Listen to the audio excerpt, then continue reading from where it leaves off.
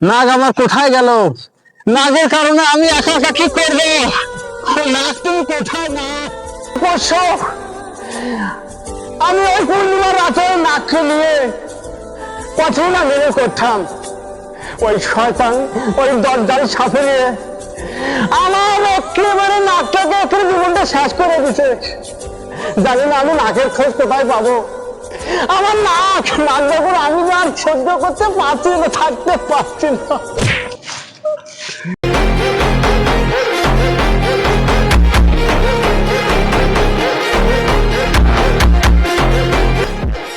নাগকে তো আমি শেষ করে ফেলেছি, এখন নাগিনকে নিয়ে আমার স্বপ্ন বাসনা।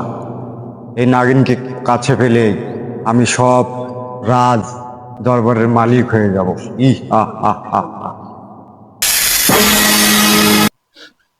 এখানে কেন জানি নাগিনের গন্ধ পাচ্ছি।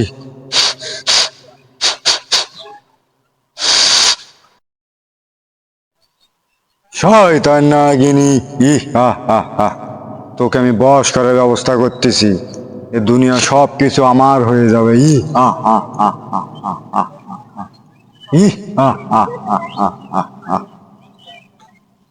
নাগিন, নাগিন তুমি কোথায়? এখানে তো নাগিন নাই, আমাকে অন্যখানে সন্ধান করতে হবে।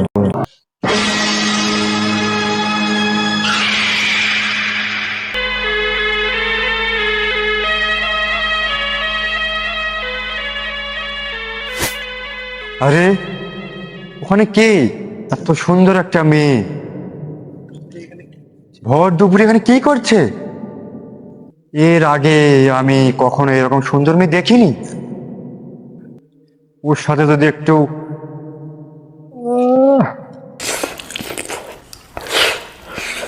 করতে পাইতাম, কতই না জীবনটা শান্তি পেত। দাঁড়া, আমি আসতেছি। শয়তান সাপুরিয়া, তুই আমি একা একা নির্জনে আছি, তুই এখানেও আমার কিছু পারিস নাই। ওরে তুই এখানে? আমি তো তোকেই খুঁজতেছিলাম, সব জায়গায় তন্ন তন্ন করে খুঁজে পেলাম। মেঘ না চাইতে বৃষ্টি। আসিস না, তাহলে কিন্তু তোকে আমি শেষ করে ফেলবো। আমাকে একটু একা থাকতে দে। তুই আমার নাককে শেষ করে দিছিস, আমার পাশে নাগিস না। এর আগে তোর বাপ চাচা জ্যাঠা সবাইকে শেষ করে দিছি। এখন তুই যদি আমার সাথে উৎপাত করিস, তাহলে তোকেও আমি শেষ করে তোর বংশ নির্বংশ করে দেব।